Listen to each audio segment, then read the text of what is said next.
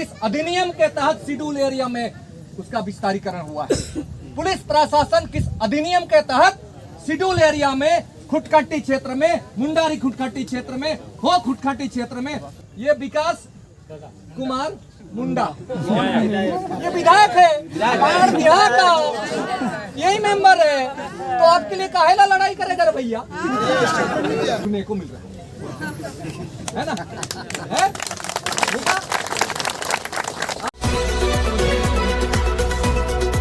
या देवरी धीरी ये 1300 आसपास का नहीं है, किसी राजा ने बनाया है।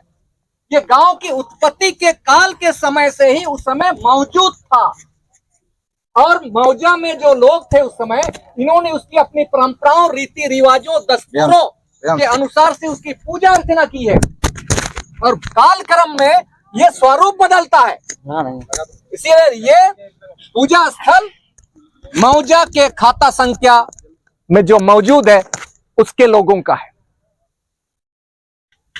और 1908 में जब सर्वे सेटलमेंट होता है, ब्रिटिश समय में अंग्रेजों के खिलाफ कोल विद्रोह होता है, संताल हुल होता है, उसके बाद जब यहां आंदोलन होती है तब छोटानागपुर काश्तकारी अधिनियम बनता है 1908 में।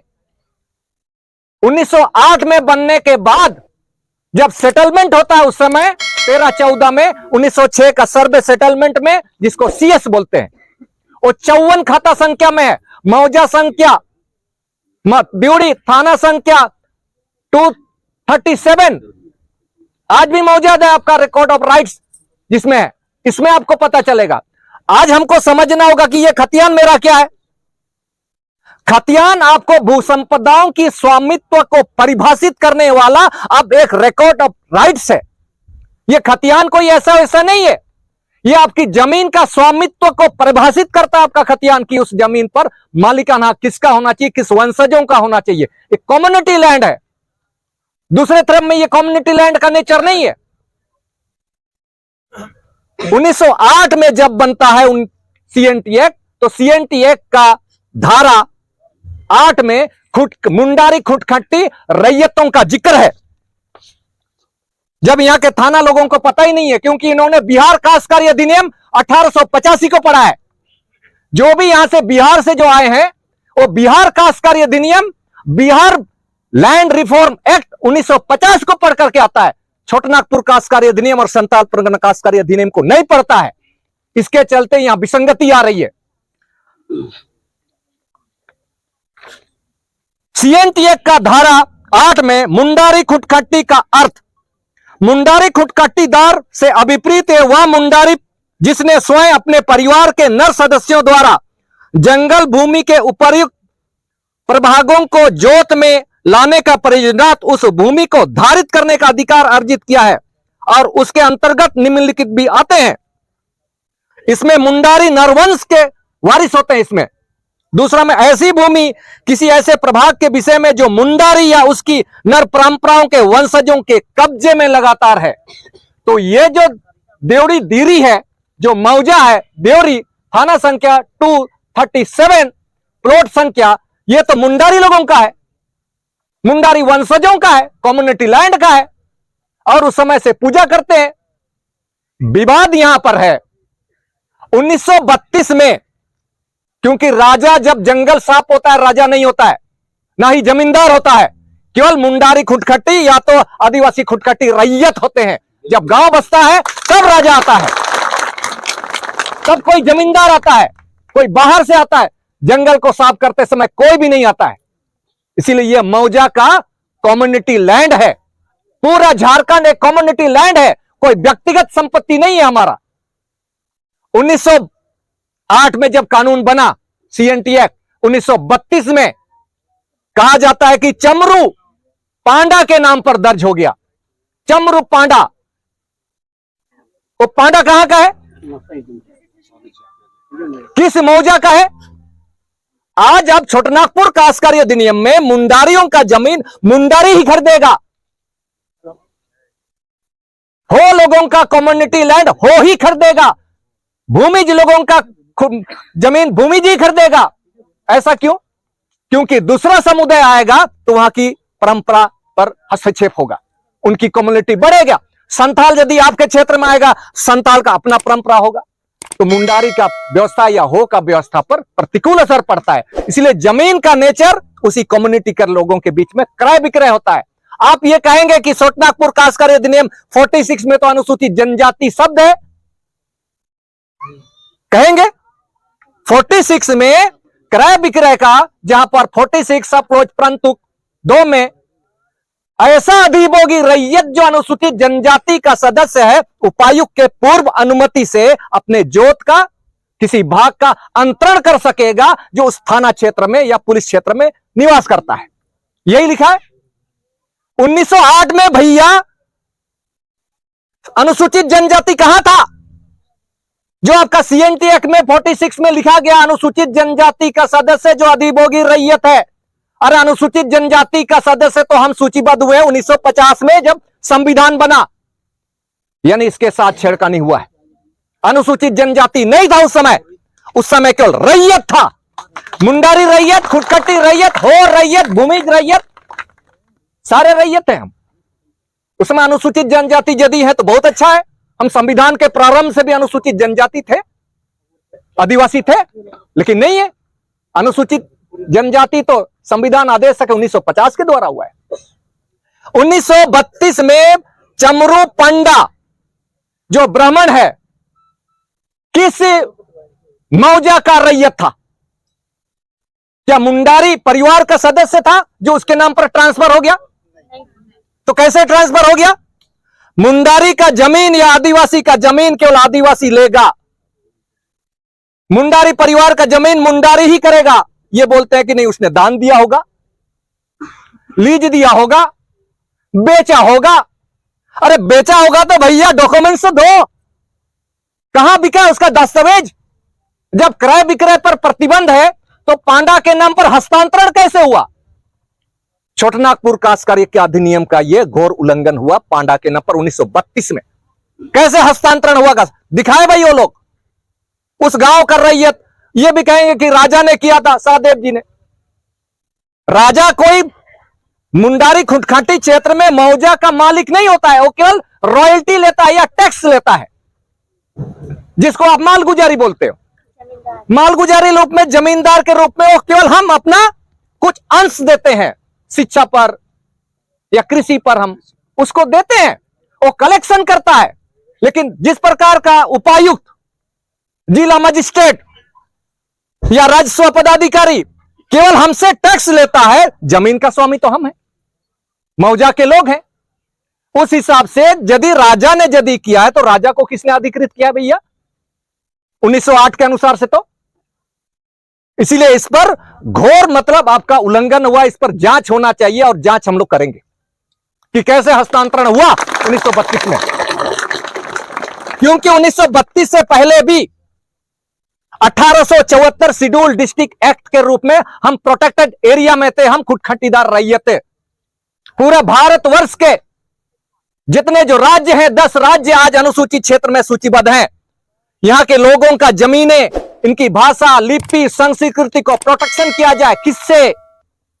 ब्रिटिश अधीन उन प्रांतों के जो देसी रियासत के रूप में निवास करते थे, जो 1956 को भाषा पर आधारित राज्यों का पुनर्गठन हुआ है, उन लोगों के द्वारा हमें प्रोटेक्शन किया गया। क्योंकि ये लोग बिहार से, यदि हम बंगाल से, उड़ीसा से, मध्य प्रदेश, ये लोग वो है जो जातीयता पर विश्वास करते हैं, सांप्रदायिकता पर विश्वास करते हैं, छल कपट पर विश्वास करते हैं, भेदभाव पर विश्वास करते हैं। ऐसे लोग यदि अनुसूचित जनजातियों के क्षेत्र में प्रवेश करेंगे, भोले भाले लोग हैं, इनके जमीनों को लोग छीन लेगा।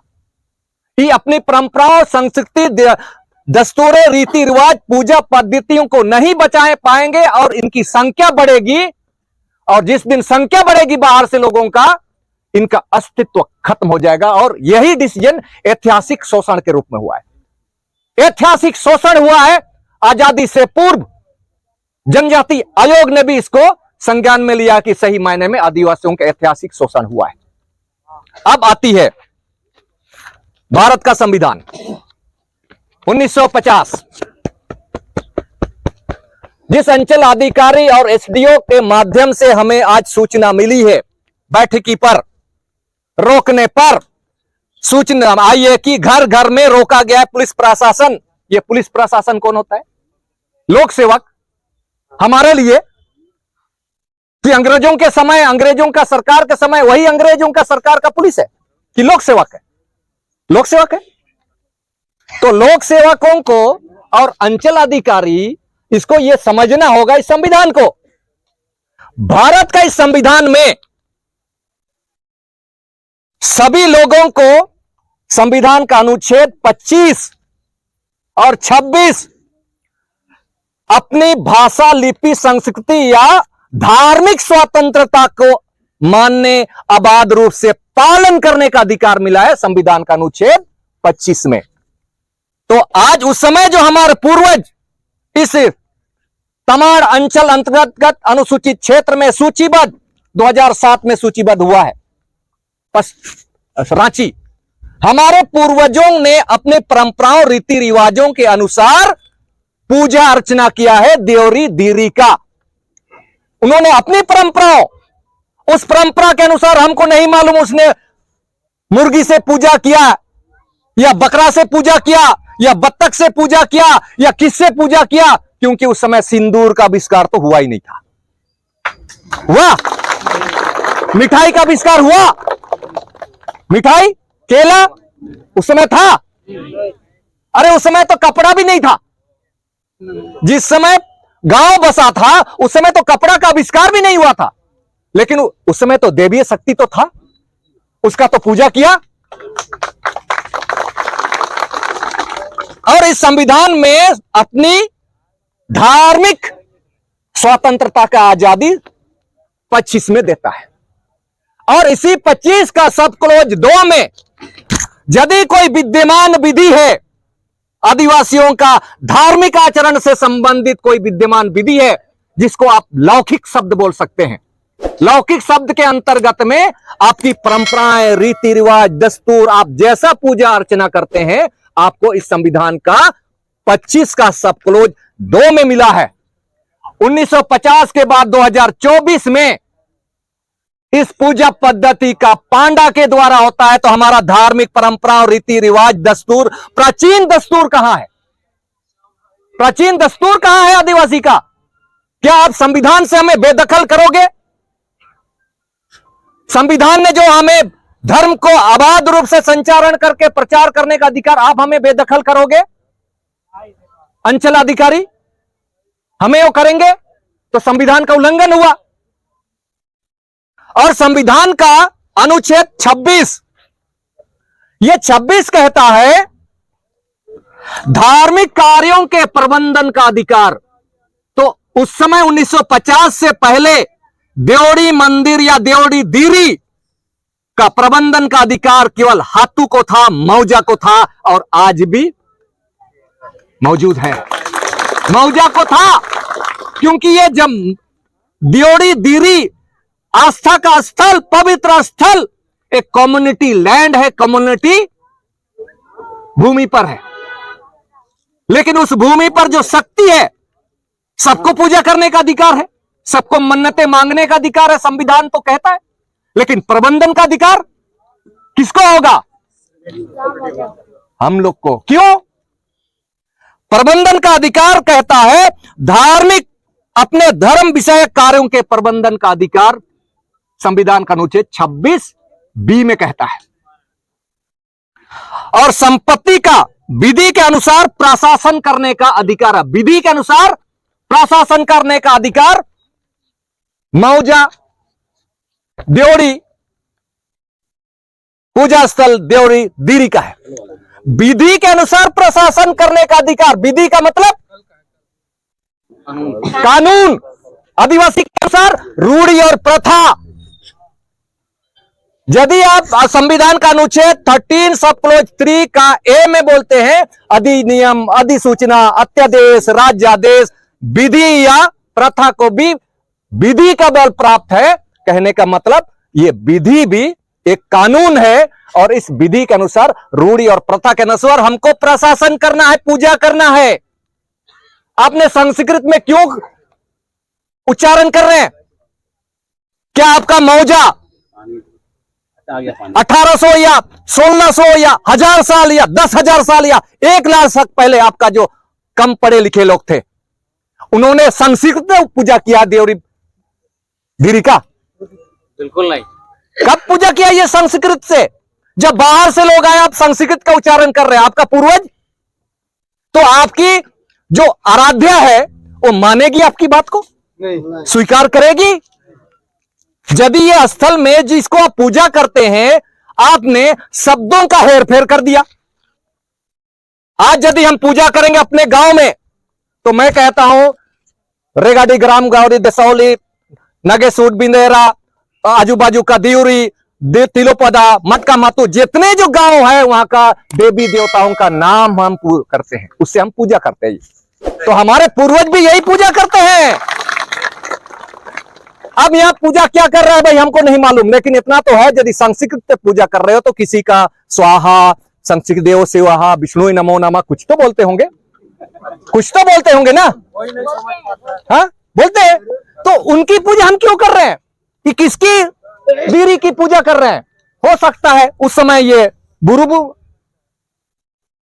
देवी है, वन की देवी है, इसीलिए धीरी के रूप में हम उसको स्थापित किए, उसकी ना पूजा करेंगे। कि आज के डेट में यदि धार्मिक स्थल की बातें होती है तो इस चैनल के माध्यम से आप लोग को कहता हूं, भारत में विभिन्न संप्रदाय के लोग रहते हैं, विभिन्न धर्म मानने वाले लोग रहते हैं। निश्चित है हम आदिवासी हैं। अयोध्या राम जन्मभूमि कौन पूजा करता है? यदि हिंदुओं का आस्था का पवित्र स्थान कहीं है, यदि अयोध्या का राम जन्मभूमि, कौन प्रबंधन करता है पूजा का? उन्हीं कम्युनिटी का,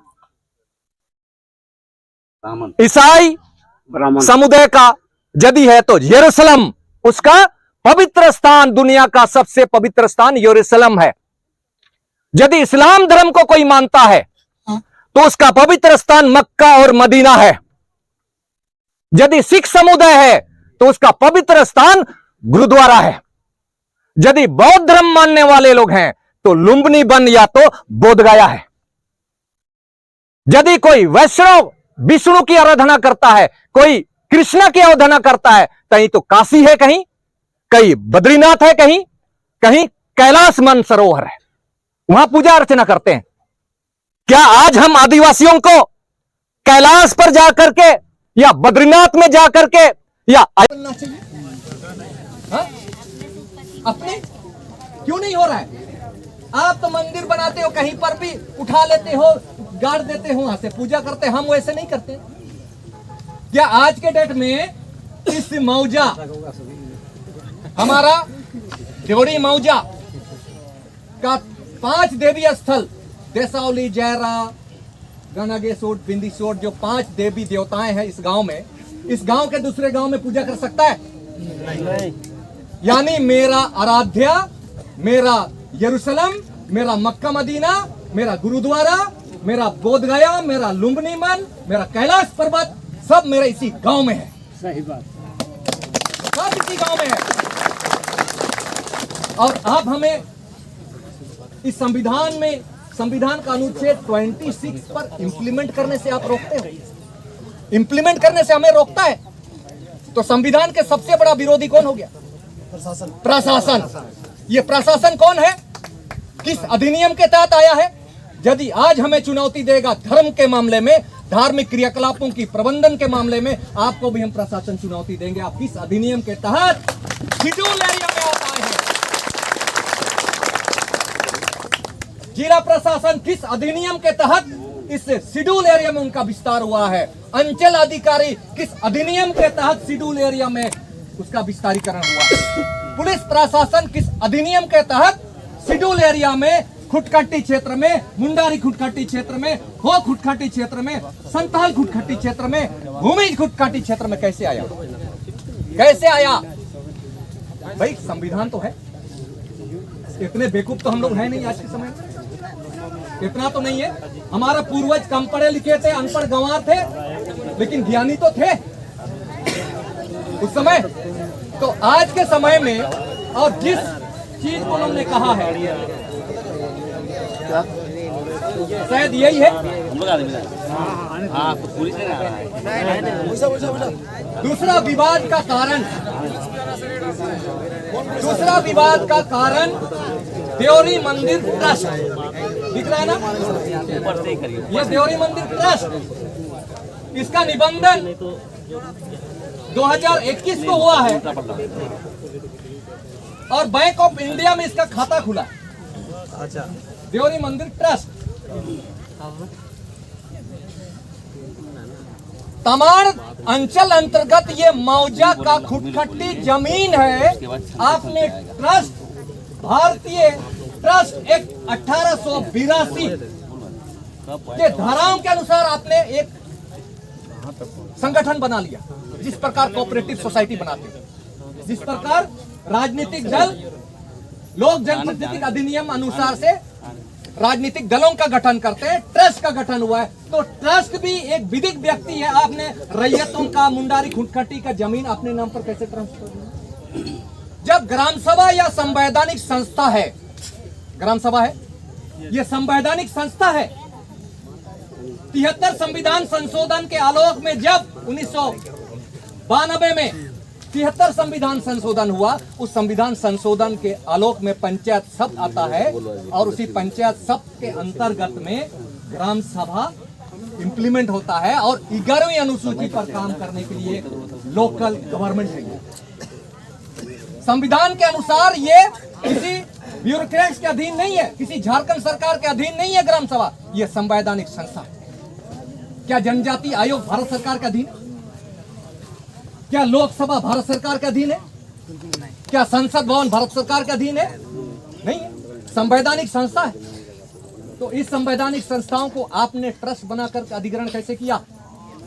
और इस ट्रस्ट में कौन लोग हैं?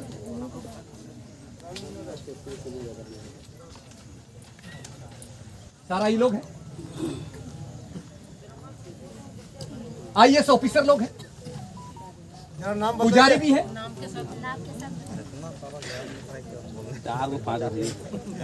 नाम भी बताइए कौन कौन। 19/10/2023 से 6/3/2024 तक संदीप अनुराग टोप्पो आईएएस ऑफिसर इसका प्रेसिडेंट होता है। आईएएस कब की बोल रहे हैं आप? मंदिर का ट्रस्ट का। ठीक है। फिर अजय कुमार साहू, ये कौन है? ये भी ट्रस्ट का मेंबर है, चेयरमैन है। उस समय चेयरमैन जब हो एक साल में चेयरमैन बनते हैं। ठीक है, गवर्नमेंट या बाहरी लोग। फिर उसके बाद है समृत्या, ये भी आईएएस ऑफिसर होते हैं। उत्कर्ष गुप्ता, ये भी उसका सदस्य होता है और वर्तमान में एसडीओ था। ठीक है। और ये अभी के हिसाब से चेयरमैन है एसडीओ बूंडू, एसडीएम बूंडू का एसडीएम। इसका चेयरमैन है देवरी मंदिर ट्रस्ट का। सेक्रेटरी का नाम है सर्कल ऑफिसर तमाड़ का सर्कल ऑफिसर, सीओ ट्रस्ट का। सेक्रेटरी पहान पुजारी, मुखिया पुजारी। ठीक है। उसके बाद डिप्टी सेक्रेटरी हमारा पहान। इतने सारे हो करके अब सवाल उठता है गवर्निंग बॉडी कौन है? ये तो ट्रस्टी लोग हैं। गवर्निंग बॉडी कौन है? बताइए। डाटा के अनुसार गवर्निंग बॉडी ये लोग हैं। नाम बताइए। आप यदि टाइप करेंगे यदि आप गूगल्स में तो ये लोग दिखता है। नाम बोलेंगे सर? नाम थोड़ा ऐलान करके। State governing body. ठीक है, राज्यपाल महोदय है इसमें। उसके बाद मुख्यमंत्री जी हैं। 2021 में रजिस्ट्रेशन हुआ है, तो 2021 में जो थे उस समय ये लोग हैं। और अर्जुन मुंडा जी जनजाति कल्याण मंत्री हैं। हो गया। और उसके बाद लास्ट में ये विकास कुमार मुंडा ये विधायक है, बाढ़ बिहार का यही मेंबर है, तो आपके लिए काहेला लड़ाई करेगा रे भैया? कैसे लड़ाई करेगा?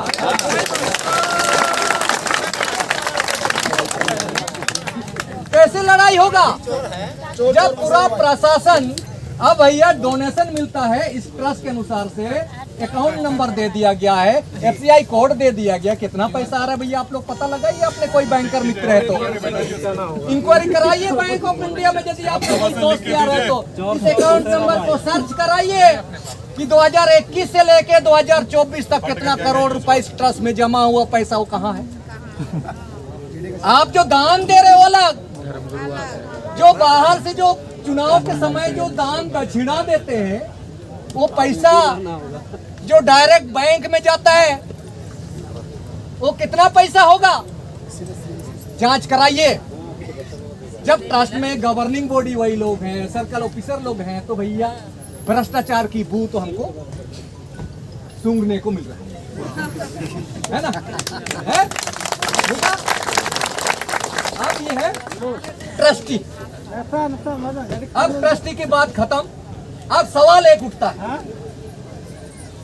ये लोग कहते हैं कि क्या दूसरे लोगों की पूजा अर्चना करने का अधिकार नहीं? अरे पूजा अर्चना करने से कौन मना कर रहा है आप लोग? हम तो प्रबंधन की बात कर रहे हैं।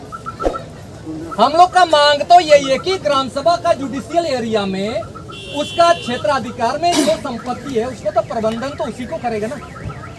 कि आज यदि हम कैलाश में जाएंगे तो प्रबंधन करने का अधिकार हमको देगा, अयोध्या में हम यदि जाएंगे, राम जन्मभूमि में जाएंगे तो हमको अधिकार देगा, तो वहां से जो पहले से मौजूद है उन्हीं को देगा। तो हम पहले से मौजूद हैं ग्राम सभा, तो हम ही को दो, लेकिन देगा नहीं, क्योंकि 2024 में हेमंत सोरेन जी ने जीर्णोद्धार के नाम पर 8 करोड़ रुपए इस ड्यूरी देरी का जीर्णोद्धार के लिए 8 करोड़ रुपए का आवंटन करने का सूचना मिला है। 8 करोड़ में भैया अब ट्रस्टी वही लोग हैं, गवर्निंग बॉडी में भी वही लोग हैं, क्या होगा 8 करोड़ कहां जाएगा? ये इसीलिए जांच का विषय है। हम तो ये इस चुनाव किस्ती के माध्यम से ईडी को हम अनुरोध करेंगे और सीबीआई को भी हम इंक्वायरी करेंगे।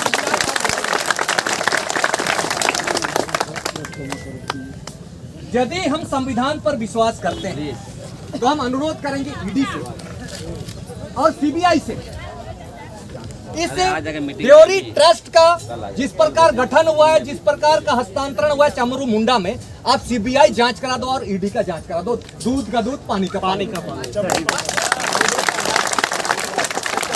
और जो बोल रहे हैं हमारे साथ एक दुर्भाग्य व्यवहार होता है, हम भुक्तभोगी मौजा के खुटखटी रैयत, आप कहीं ना कहीं किसी न किसी मौजा के खुटखटी रैयत के वंशज है बिल्कुल। आपको स्थानीय बोलता है कौन? रोजी रोटी के लिए आपने उनको अपने मौजा में निवास करने का अधिकार दे दिया। भैया भारत का संविधान का अनुच्छेद 19 सबको रहने, बसने, निवास करने का, कारोबार करने का आजादी आपको देता है ना, सबको देता है, सभी को देता है। भारत का संविधान रहने, बसने, निवास करने, कारोबार करने, व्यापार करने की आजादी देता है। तो हम खुटखटीदार रैयत है, हम स्थानीय कैसे हो गए? जोहार क्रांतिकारी इतना लेट नहीं सुनता। अरे आने चक्कर सबको आइए गुरुजी आइए, अरे धूप में बैठिए। में बैठता है।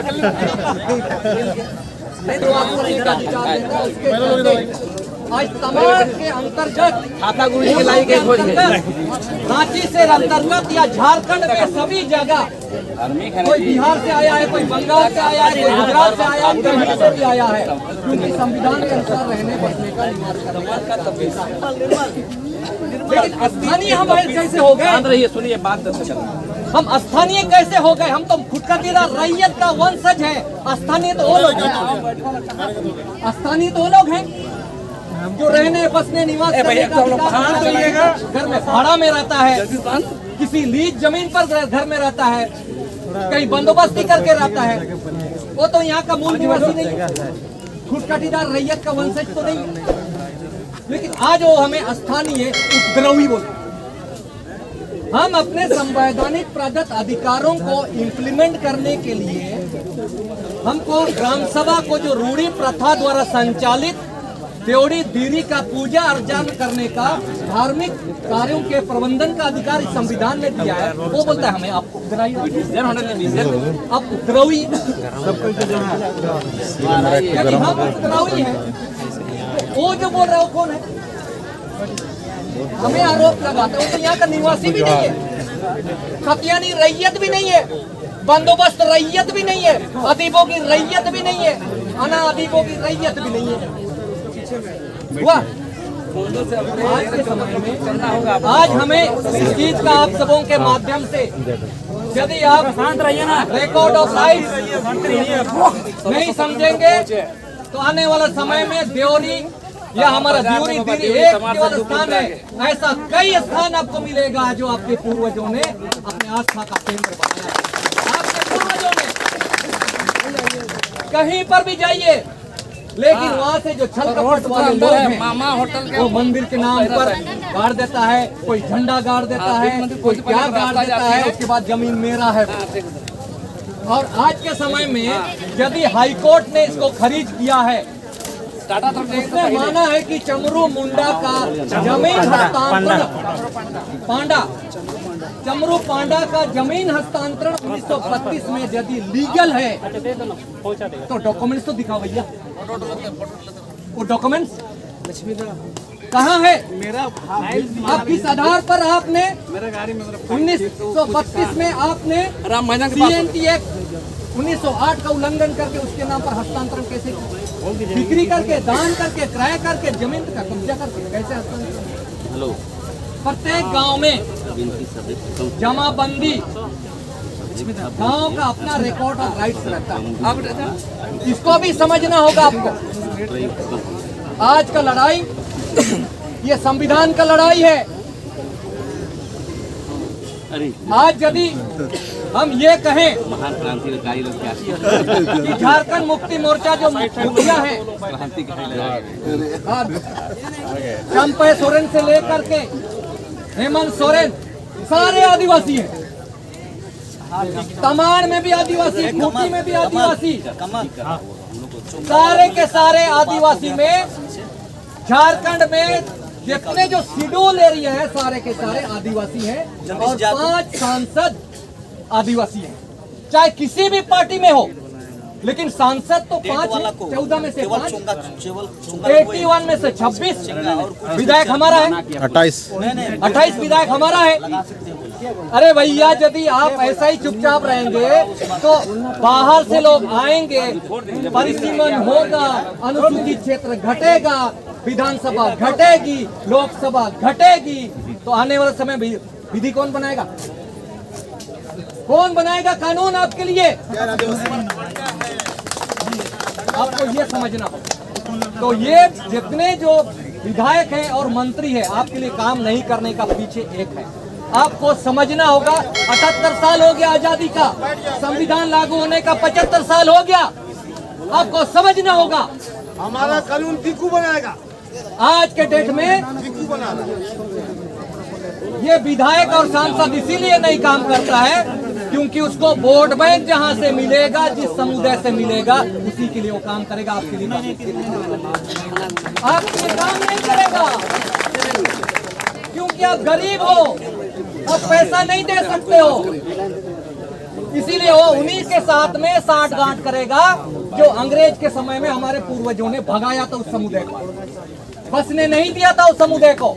लेकिन आज आपका नेता, विधायक, सांसद वही समुदाय को फिर से बुला रहा, आ जाओ हमारे समाज पर शासन करो और मुझे पैसा दो, मुझे मंत्री बना दो, मुझे सांसद बना दो, मुझे विधायक बना दो, मेरे को ट्रस्टी बना दो, लेकिन मेरे समाज के ऊपर तुम शासन करो, आजा ऊपर से ले आओ। यही यदि आएंगे तो आने वाले समय विधायी का तो खत्म, बारूंग हो जाएगा। ब्यूरोक्रेट्स, कार्यपालिका शक्ति, जहाँ मंत्रालय है, जितने जो मंत्रालय है, कानून नहीं बनेगा तो मंत्रालय में नौकरी कहाँ मिलेगा, खाक मिलेगा। इन विधायकों ने पिछले 75 साल में आदिवासियों के लिए एक भी कानून नहीं बनाया है, एक भी नहीं बनाया है। और झारखंड मुक्ति मोर्चा भारतीय जनता पार्टी के खिलाफ आरोप लगाती है, कांग्रेस के खिलाफ आरोप लगाती है, कहती है अबुए राज, अबुए दिसुम, अबुए राज होते हासा, अबुए यही बोलती है, भड़काती है। हम भड़क जाते हैं और बीजेपी को वोट नहीं देते, कांग्रेस को भी वोट नहीं देते, जेएमएम को देते हैं। ले भैया तू सबसे अच्छा बोलता है, लेकिन ये तो बीजेपी और कांग्रेस के समान, बीजेपी जो बना रहा था, कांग्रेस जो बना था, वही तो जमीन अधिग्रहण फिर से जेएमएम के माध्यम से कर रहा है। ये तो एक चारा है, झारखंड मुक्ति मोर्चा एक चारा है भारतीय जनता पार्टी और कांग्रेस का, जिनके पूर्वजों ने हमारे लड़ाई लड़ी उनके खिलाफ, उनके समुदायों के खिलाफ। ये व्यापारिक संगठन है, अंग्रेजों के समय इन्हीं व्यापारिक संगठनों के खिलाफ हमारे पूर्वजों ने लड़ाई लड़ा। आज के समय में फिर से ये लोग को बुला रहा, आजा मेरे समाज के ऊपर शासन करो, शासन करो। और माइनिंग एक्ट पर कहाँ बनाया उसने, खनिज एक्ट पर कहाँ बनाया, स्थानीय एक्ट पर कहाँ बनाया, रोजगार एक्ट पर कहाँ बनाया, शिक्षा एक्ट पर कहाँ बनाया। कानून का है नहीं है। यदि कानून नहीं है तो समाज आपको एकजुट होना होगा। उन राजनीतिक दलों से जो संविधान के विपरीत काम करता है उसके खिलाफ उलगुलान करना पड़ेगा आज आपको।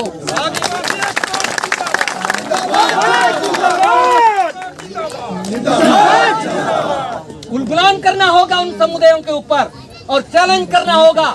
यदि राजनीतिक दल इस प्रकार का कदम उठाते हैं तो भारतीय का जो संविधान है, लोक जनप्रतिनिधि अधिनियम 1950 के अनुसार यदि कोई राजनीतिक दल यदि निर्वाचन आयोग में रजिस्ट्रेशन करता है चुनाव में, तो क्या शेड्यूल एरिया में इसका विस्तारीकरण हुआ है? क्या विधानसभा का चुनाव शेड्यूल एरिया में जो परंपरागत शासन व्यवस्था मौजूद है, इसको दरकिनार करने के लिए विधानसभा का चुनाव हो सकता है? इसके ऊपर भी आपको शोध करना होगा, होता है कि नहीं, समझना होगा इसको। अंतिम समय में आप अंतिम समय में ये बात कहते हुए एक चीज आपको कहता हूँ, संविधान, क्योंकि संविधान हमें मानना है, संविधान को हमें मानना है।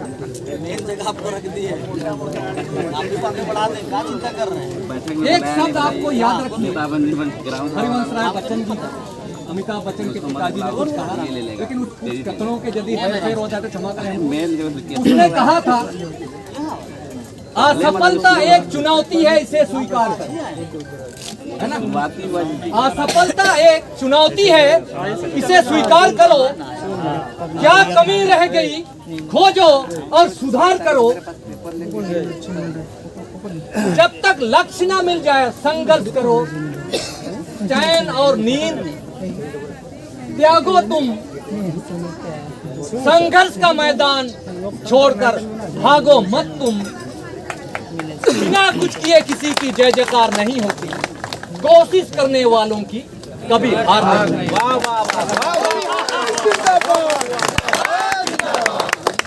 इन्हीं बातों के साथ में हमें इस संविधान का हमें रक्षा करना है। संविधान को हमें रैयतों को रक्षा करना पड़ेगा। सबको जोहार। जिंदाबाद जिंदाबाद जिंदाबाद जिंदाबाद जिंदाबाद।